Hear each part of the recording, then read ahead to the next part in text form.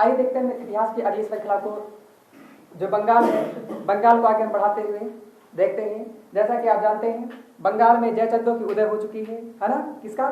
जयचंदों का उदय हो चुका है कि नहीं? जो बंगाल में जयचंद थे वो जयचंद सबके सब कहाँ मिल चुके हैं? रॉबर्ट क्लाइव की तरफ मिल चुके हैं, है ना?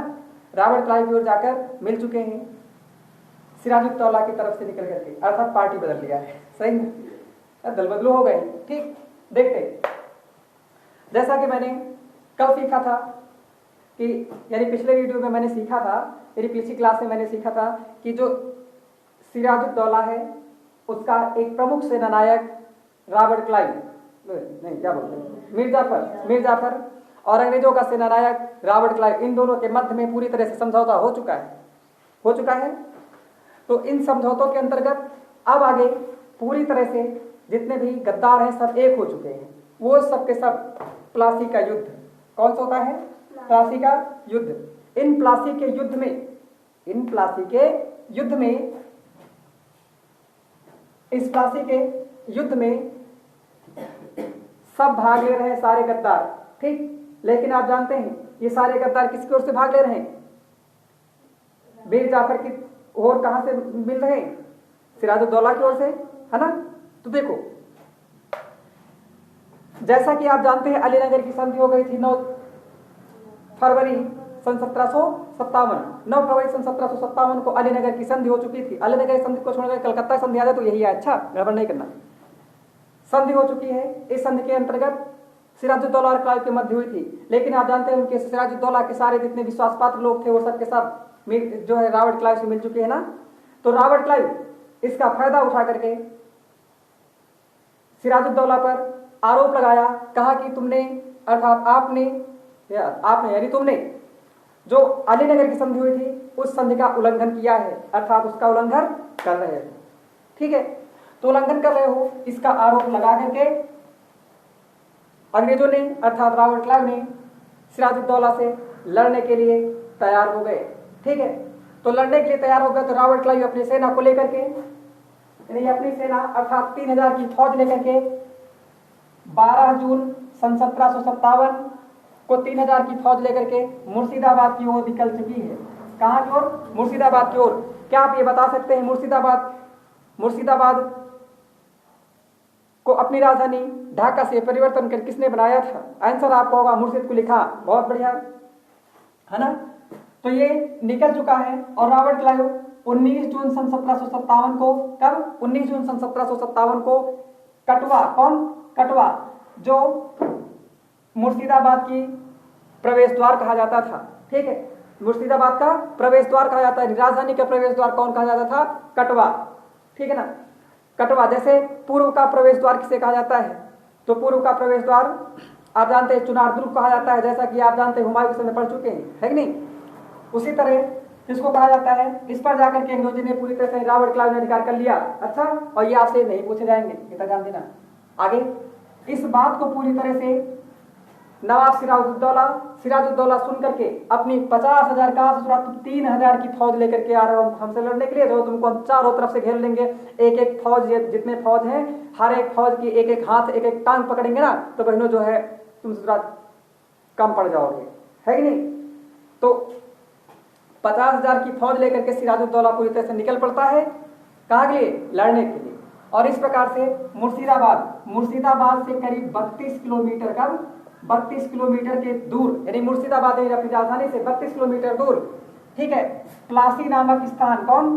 प्लासी नामक स्थान। यह प्लासी नामक स्थान कहाँ है? तो वर्तमान के बंगाल के नदिया जिला। कौन? वर्तमान में बंगाल के नदिया, या इसी को नादिया भी कहते हैं, ठीक है। नदिया या नादिया जिला, यहाँ पर स्थान है प्लासी का मैदान। तो इंपॉर्टेंट सवाल है प्लासी का मैदान। पहली बात तो प्लासी का मैदान, ये प्लासी है कहाँ? पश्चिम बंगाल, ठीक है ना। किस जिले में है? नादिया जिले में। किस नदी के तट पर है? तो गंगा की एक सहायक नदी है छोटी सी, उसे हम कहते हैं भागीरथी नदी। कौन? भागीरथी तट पर प्लासी का मैदान स्थित है। यहाँ पर 23 जून सन 1757, कब? 23 जून सन 1757 सिराजुद्दौला और रॉबर्ट क्लाइव दोनों की सेना आमने सामने होगी। कब? 23 जून सन 1757 को प्लासी की मैदान में रॉबर्ट क्लाइव और सिराजुद्दौला दोनों की सेना आमने सामने खड़ी होती है। अच्छा, सिराजुद्दौला के पास 50,000 सैनिक हैं, रॉबर्ट क्लाइव के पास मात्र 3,000 सैनिक हैं। लेकिन आप जानते हैं रॉबर्ट क्लाइव पूरी तरह से जो 50,000 सैनिक हैं, इन 50,000 सैनिकों को यानी इन सभी जो सेना नायक इनको सबको अपनी ओर मिला चुका है ना। जैसा कि आप देखते हैं राय दुर्लभ और मीर जाफर, ये दो प्रमुख सेना नायक, इनके अंडर में पूरी सेना सिराजुद्दौला की है। अच्छा, और इनको पूरी तरह से अपनी ओर रॉबर्ट क्लाइव मिला चुका था। ठीक है, इनको कहा था कि भैया युद्धों तो आप आओगे, लेकिन इस युद्ध में आप तो आओगे, लेकिन इस युद्ध में हम लड़ने के लिए तैयार रहेंगे और आप अर्थात तुम्हें रॉबर्ट क्लाइव ने कहा किससे, मीर जाफर और राय दुर्लभ से कि सिराजुद्दौला जब लड़ने के लिए तुम्हें आदेश दे तो तुम सैनिकों को आदेश ही न देना, मुंह लटका करके खड़े रहना। सोच पा रहे हैं? वैसा ही सिराजुद्दौला ने जब लड़ने का आदेश दिया तो राय दुर्लभ और मीर जाफर ने पूरी तरह से सेना को लड़ने का आदेश ही नहीं दिया। ठीक है, मुंह लटकाए हुए खड़े रहे। जैसे अपने यहाँ के प्रेसिडेंट जी तीनों सेनाओं के प्रमुखों कहे भैया सबने अपनी अपनी सेना को भेज दो चाइना बॉर्डर पर, चाइना को हथियाने के लिए। सोच पा रहे ना? लेकिन तीनों सेना के जो प्रमुख हैं वो मुंह लटकाए खड़े रहे।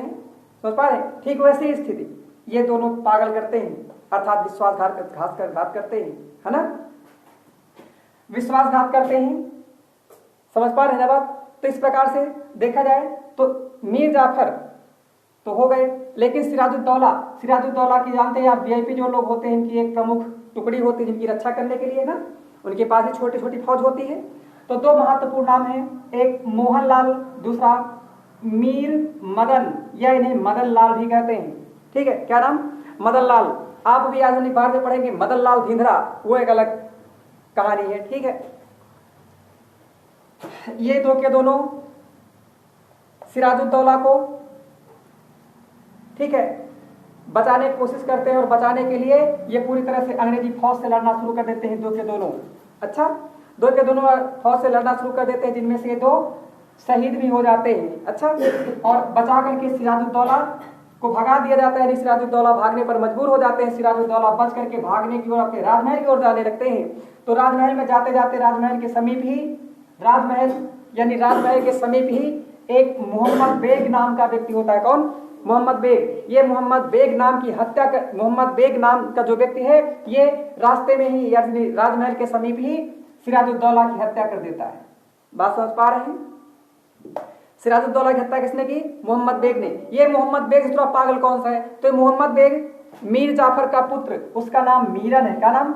मीरन। मीर जाफर का पुत्र है मीरन, और मीरन का यह है मित्र। कौन? मीरन का यह मोहम्मद बेग जो व्यक्ति है यह मीरन का मित्र है। समझ पा रहे ना? मीरन का मित्र है। इस प्रकार से सिराजुद्दौला को समाप्त कर दिया गया, सिराजुद्दौला की हत्या कर दी गई। बात समझ पा रहे हैं? सिराजुद्दौला काम खत्म, लग जाएगा आगे। अब जैसा कि संधि में कहा गया था रॉबर्ट क्लाइव और मीर जाफर, इन दोनों के मध्य में संधि हुई थी। तो मीर जाफर को रॉबर्ट क्लाइव ने कहा था अगर तुम जो है सिराजुद्दौला को हटाने के लिए हमारी मदद करोगे, हम तुम्हें क्या करेंगे? बंगाल का नवाब बना देंगे। बात समझ पा रहे हैं? तो उस संधि के तहत आप जान रहे हैं 23 जून को प्लासी युद्ध संपन्न हो रहा। 29 जून सन 1757 को इस प्रकार से संधि के तहत यानी शर्त के तहत मीर जाफर को बंगाल का अंग्रेजों के संरक्षण में अर्थात रॉबर्ट क्लाइव ने अपने संरक्षण में नवाब बनाया। बात समझ पा रहे हैं ना? इसमें रॉबर्ट क्लाइव को कहा था भैया तुमको पैसा वैसा खूब देंगे, खूब माल देंगे ना। समझ पा रहे हैं?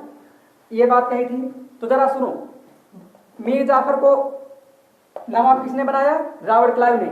और रॉबर्ट क्लाइव अर्थात रॉबर्ट क्लाइव के अंडर में बन रहे हैं, जैसे मराठाओं में आपने देखा था ना, उसी तरह अंडर में बन रहे हैं। तो इस प्रकार से बंगाल का प्रथम अंग्रेजों के अधीन या एक कठपुतली नवाब कौन बना? आंसर आपका होगा मीर जाफर। कौन बनेगा? मीर जाफर। तो मीर जाफर को बंगाल का कठपुतली नवाब कहा जाता है। अच्छा, कठपुतली नवाब कहा जाता है। और जब मीर जाफर को अंग्रेजवा कहेंगे भौंको, तब भौंकेगा। जब कहेगा हमको आप 10 लाख रुपए दो, 10 लाख देगा। सोच पा रहे नहीं? यानी रॉबर्ट क्लाइव इनसे जो कहेगा वही कहेगा। तो इस प्रकार का काम गीदड़ विदड़ करते हैं। इस प्रकार से मीर जाफर को क्लाइव का गीदड़ कहा जाता है। पेपर में आई हुई सवाल है। सोच पा रहे नहीं? तो मीर जाफर का क्लाइव, क्या बोलते हो, थोड़ा पागल है ना। क्लाइव, रॉबर्ट क्लाइव का गीदड़ किसे कहा जाता है? रॉबर्ट क्लाइव का गीदड़वा कौन है? मीर जाफर। क्या नाम? मीर जाफर। और मीर मैदान कौन है? अर्थात क्या नाम? हाँ, मीर जाफर। मीर जाफर, मीर जाफर कौन है? मीर जाफर का पुत्र का नाम है? हाँ, मीरन। मीरन कौन? कहाँ लिखा? मीरन। ये मीरन, मीरन। मीरन कौन है? मीर जाफर का पुत्र है। समझ जाएंगे ना।